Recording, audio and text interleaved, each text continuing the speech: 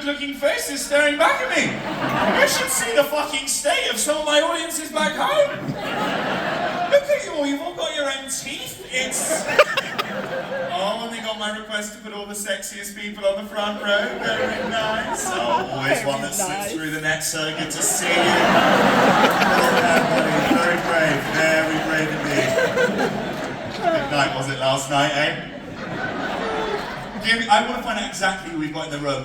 First up, give me a cheer if you purchased the ticket for this evening. Respect, we like those people. Give me a cheer if you've been dragged here this evening by someone that bought the tickets. We're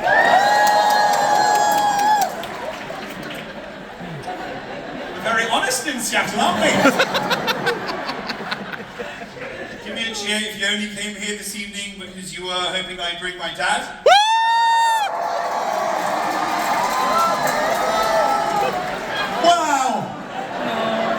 Wow, we were getting along so well. Aww. But he's not here, I'm afraid. He's in the theatre. I dropped him off in Pioneer Square earlier.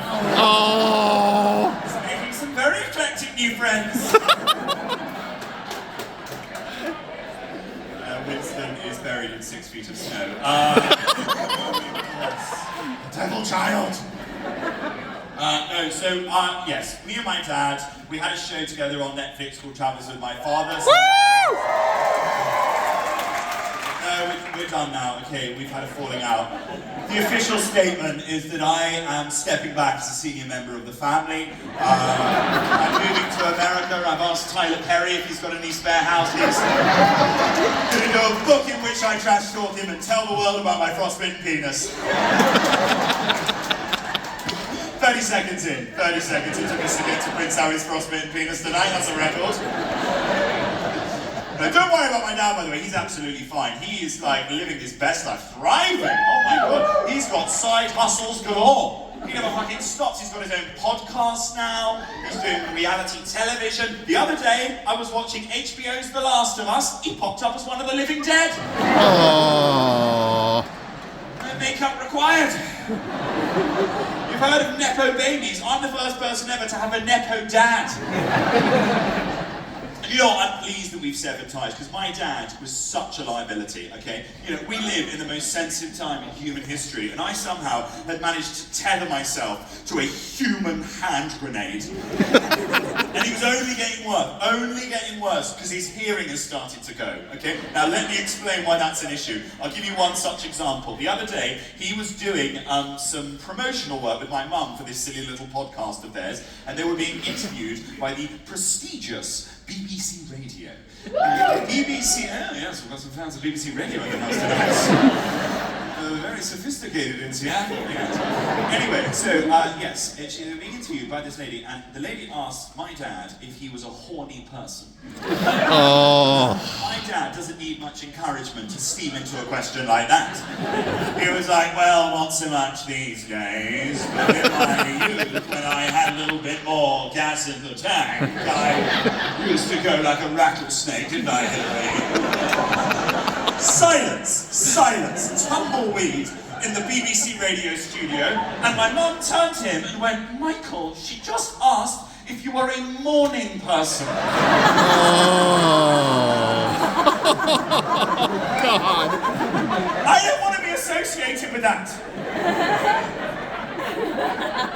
He told me, by the way, he said the exact moment that he decided he didn't want to do any more travels with my father, it coincided with the exact moment, in fact, that I was written out of his will.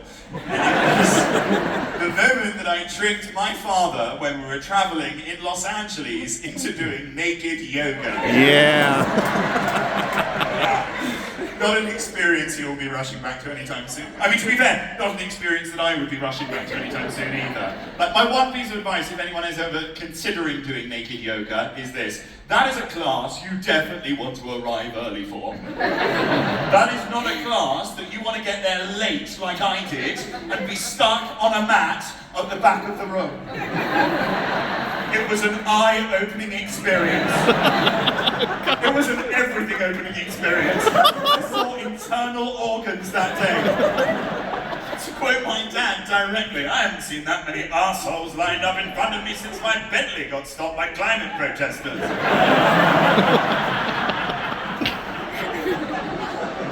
don't do it in Los Angeles. That was the other big mistake that I made. Because in Los Angeles, you see, the men in Los Angeles, they're very metrosexual, you know? They're all sort of waxed and tanned and moisturized and bleached. They bleach parts of their anatomy in Los Angeles that in Britain we very much leave to the elements. I'm ascertaining from that reaction that maybe this bleaching fad does not sweat Seattle. Have you ever bleached your back passage, sir? Of course you haven't. I bet your arsehole looks like something that a groundhog would live in.